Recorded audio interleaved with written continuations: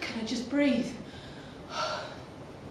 They want to know about the point when I froze, and I froze.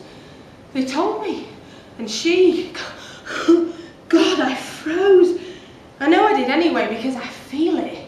Not as awful as before. The heat and the pain in the ambulance was, you know, well, no, you don't know.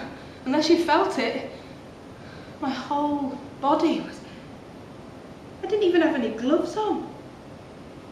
Why didn't I have any gloves on? They're giving me time, and then they're going to come and they're going to ask. I appreciate the time. I'm still working it out in my head. I can't remember. I know what happened, for goodness sake. I can't get the detail of it. In my head, I want to help. Sorry. I need to make sense.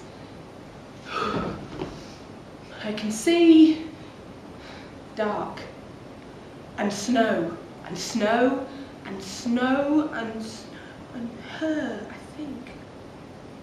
I don't think I ever expected to be found. You think, I'm telling you now, in that situation, you think you'll never be. God, I can't believe.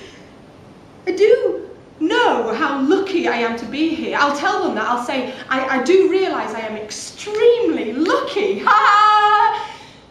Once you've truly looked destiny in the eye, then you understand how fragile all our lives really are. And that sometimes what separates life and death and right and wrong is, well, do you believe in a path? I do. I think life's easier if you look at it like it's all mapped out already, then nothing that you say or you do or think or feel is wrong. It's just your path, your own path through life, you know? I feel so surprisingly.